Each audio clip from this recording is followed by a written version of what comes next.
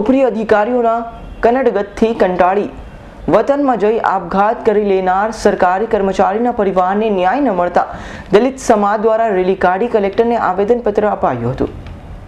ઉપરી અધિકારીઓની નીચલા કર્મચારીઓ પર રોપ જમાવવાની વૃત્તિના લીધે આજે સાબરકાંઠા જિલ્લાના હરસોલના રહેવાસી પ્રકાશચંદ્ર સોલંકીએ 7 દિવસ અગાઉ મોતને વહાલું કર્યું હતું। મૂળ હરસોલના અને અમદાવાદના નરોડા ખાતે રહેતા પ્રકાશચંદ્ર સોલંકીની 2 માસ અગાઉ ઉત્તર ગુજરાત વીજ કંપનીની અડલજ ઓફિસમાં બદલી થઈ હતી।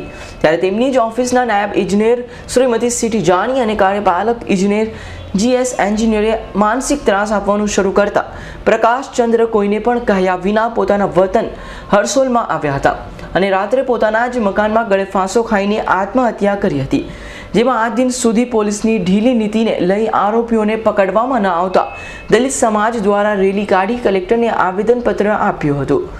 આ પ્રકાશભાઈ હરસોલ નિવાસી હતા અને એમણે અમદાવાદ ખાતે અડલજ ખાતે જે નોકરી કરતા હતા GEBમાં એકાઉન્ટર તરીકે અને અમદાવાદના એના અધિકારી કાર્યપાલક ઇજનેરના માનસિક ત્રાસથી અને 1 મહિનામાં એમ વારંવાર નોટિસો આપી અને ખૂબ જ હતાશ કરી નાખ્યા। માનસિક ત્રાસના કારણે એમણે સુસાઇડ નોટ લખી અને પોતાના ઘરે આવી અને નામજોગ એમણે કાર્યપાલક ઇજનેર નાયબ કાર્યપાલક ઇજનેરનું નામજોગ લખી અને એમણે કહ્યું કે માનસિક ત્રાસથી હું અતિશય કંટાળી જવાથી હું આપઘાત કરું છું એવી સુસાઇડ નોટ લખી અને એને ગળા ફાંસો ખાઈને આપઘાત કર્યો છે।